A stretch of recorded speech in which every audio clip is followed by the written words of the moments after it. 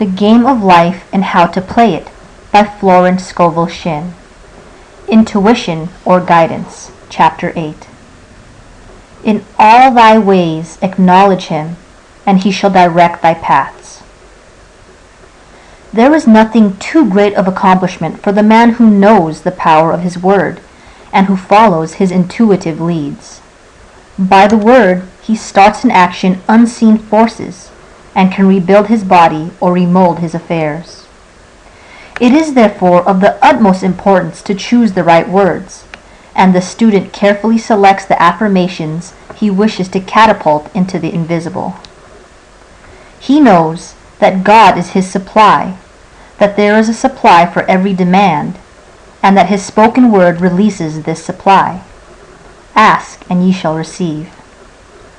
Man must make the first move. Draw nigh to God, and he will draw nigh to you. I have often been asked just how to make a demonstration. I reply, speak the word, and then do not do anything until you get a definite lead. Demand the lead, saying, Infinite Spirit, reveal to me the way. Let me know if there is anything for me to do.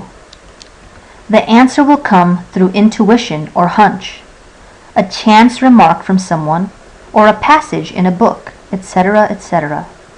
The answers are sometimes quite startling in their exactness. For example, a woman desired a large sum of money. She spoke the words, Infinite Spirit, open the way for my immediate supply.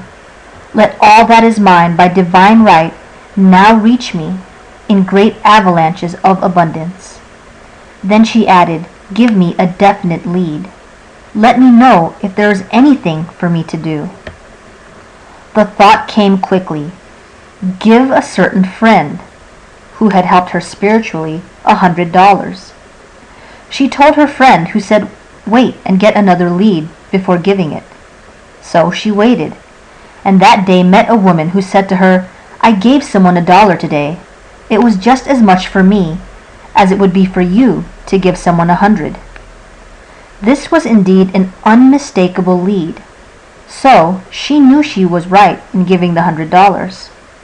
It was a gift which proved a great investment, for shortly after that, a large sum of money came to her in a remarkable way. Giving opens the way for receiving.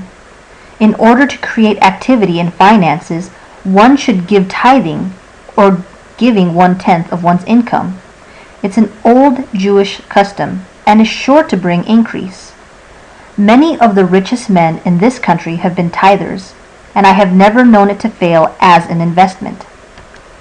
The 10th part goes forth and returns blessed and multiplied, but the gift or tithe must be given with love and cheerfulness, for God loveth a cheerful giver.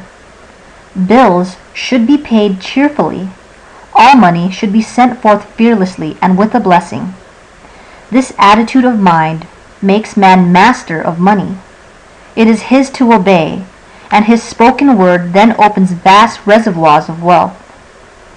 Man himself limits his supply by his limited vision.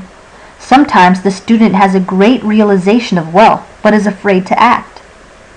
The vision and action must go hand in hand, as in the case of the man who bought the fur-lined overcoat.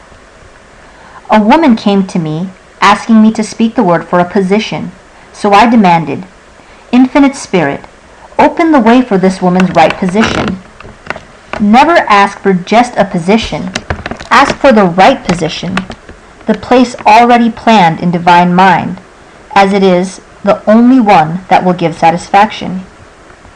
I then gave thanks that she had already received, and that it would manifest quickly.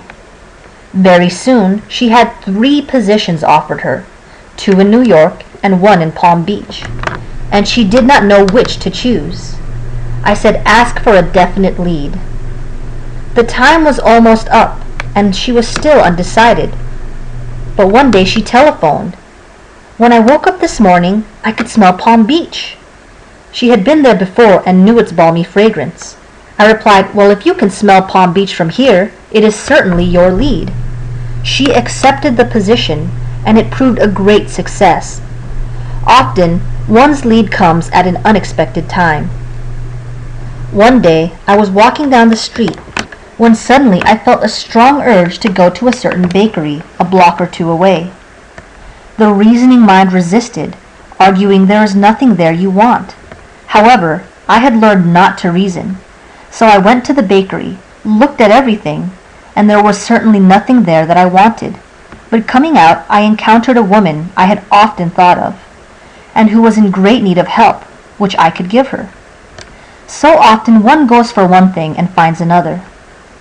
Intuition is a spiritual faculty and does not explain, but simply points the way. A person often receives a lead during a treatment. The idea that comes may seem quite irrelevant, but some of God's leadings are mysterious. In the class one day, I was treating that each individual would receive a definite lead. A woman came to me afterwards and said, "While you were treating, I got the hunch to take my furniture out of storage and get an apartment." The woman had come to be treated for health. I told her I knew in getting a home of her own, her health would improve. And I added, "I believe your trouble, which is congestion, has come from having things stored away. Congestion of things causes congestion in the body. You have violated the law of use, and your body is paying the penalty." So I gave thanks that divine order was established in her mind, body, and affairs. People little dream of how their affairs react on the body. There is a mental correspondence for every disease. A person might receive instantaneous healing through the realization of his body being a perfect idea in divine mind, and therefore whole and perfect. But if he continues his destructive thinking, hoarding, hating, fearing, condemning, the disease will return. Jesus Christ knew that all sickness came from sin, but admonished the leper after the healing to go and sin no more, lest a worse thing come upon him. So man's soul, or subconscious mind, must be washed whiter than snow for permanent healing, and the metaphysician is always delving deep for the correspondence. Jesus Christ said, "Condemn not, lest ye also be condemned. Judge not, lest ye be judged." Many people have attracted disease and unhappiness through condemnation of others. What man condemns in others, he attracts to himself. For example, a friend came to me in anger and distress because her husband had deserted her for another woman. She condemned the other woman and said continually she knew he was a married man and had no right to accept his attentions. I replied, "Stop condemning the woman. Bless her and be through with the situation. Otherwise, you are attracting the same thing to yourself." She was deaf to my words, and a year or two later became deeply interested in a married man herself. Man picks up a live wire whenever he criticizes or condemns, and may expect a shock. Indecision is a stumbling block in many a pathway. In order to overcome it, make the statement repeatedly, "I am always under direct inspiration. I make right decisions quickly." These words impress the subconscious, and soon one finds himself awake and alert, making his right moves without hesitation. I have found it destructive to look to the psychic plane for guidance, as it is the plane of many minds and not the one mind. As man opens his mind to subjectivity, he becomes a target for destructive forces. The psychic plane is the result of man's mortal thought, and is on the plane of opposites. He may receive either good or bad messages. The science of numbers and the reading of horoscopes keep man down on the mental or mortal plane, for they deal only with the karmic path. I know of a man who should have been dead years ago, according to his horoscope, but he is alive and a leader of one of the biggest movements in this country for the upliftment of humanity. It takes a very strong mind to neutralize a prophecy of evil. The student should declare, "Every false prophecy shall come to naught. Every plan my Father in heaven has not planned shall be dissolved and dissipated. The divine idea now comes to pass."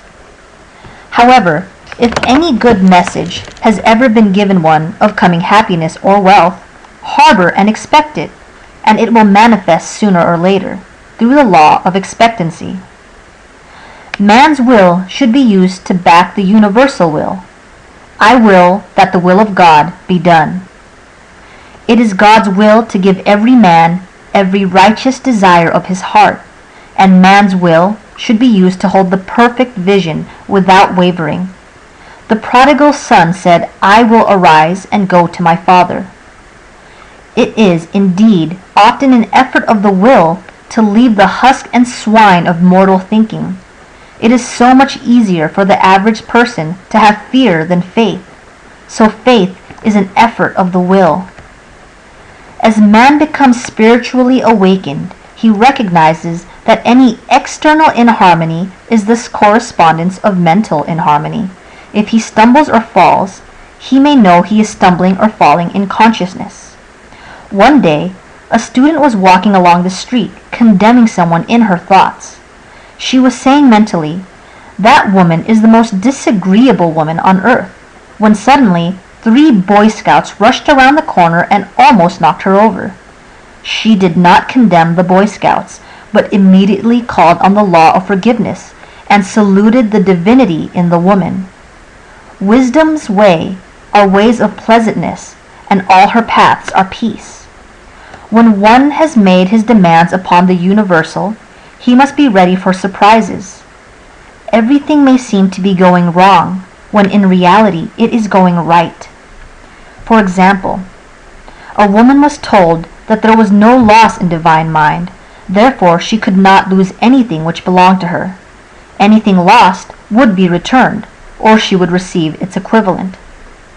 Several years previously, she had lost $2,000. She had loaned the money to a relative during her lifetime, but the relative had died, leaving no mention of it in her will. The woman was resentful and angry, and as she had no written statement of the transaction, she never received the money. So she determined to deny the loss and collect the $2,000 from the Bank of the Universal. She had to begin by forgiving the woman, as resentment and unforgiveness closed the doors of this wonderful bank. She made this statement, I deny loss. There is no loss in divine mind, therefore I cannot lose the $2,000, which belong to me by divine right. As one door shuts, another door opens. She was living in an apartment house which was for sale, and in the lease was a clause, stating that if the house was sold, the tenants would be required to move out within 90 days. Suddenly, the landlord broke the leases and raised the rent. Again, injustice was on her pathway, but this time she was undisturbed. She blessed the landlord and said, as the rent has been raised, it means that I'll be that much richer, for God is my supply. New leases were made out for the advanced rent, but by some divine mistake, the 90 days clause had been forgotten. Soon after, the landlord had an opportunity to sell the house. On account of the mistake in the new leases, the tenants held possession for another year. The agent offered each tenant $200 if he would vacate. Several families moved, 3 remained, including the woman. A month or 2 passed, and the agent again appeared. This time he said to the woman, will you break your lease for the sum of $1,500? It flashed upon her, here comes the $2,000. She remembered having said to friends in the house, we will all act together if anything more is said about leaving. So her lead was to consult her friends. These friends said, well, if they have offered you $1,500, they will certainly give $2,000. So she received a check for $2,000 for giving up the apartment. It was certainly a remarkable working of the law, and the apparent injustice was merely opening the way for her demonstration. It proved that there is no loss, and when man takes his spiritual stand, he collects all that is his from this great reservoir of good. I will restore to you the years the locusts have eaten. The locusts are the doubts, fears, resentments, and regrets of mortal thinking. These adverse thoughts alone rob man, for no man gives to himself but himself, and no man takes away from himself but himself. Man is here to prove God and to bear witness to the truth, and he can only prove God by bringing plenty out of lack, and justice out of injustice. Prove me now herewith, saith the Lord of hosts, if I will not open you the windows of heaven, and pour out a blessing, that there shall not be room enough to receive it.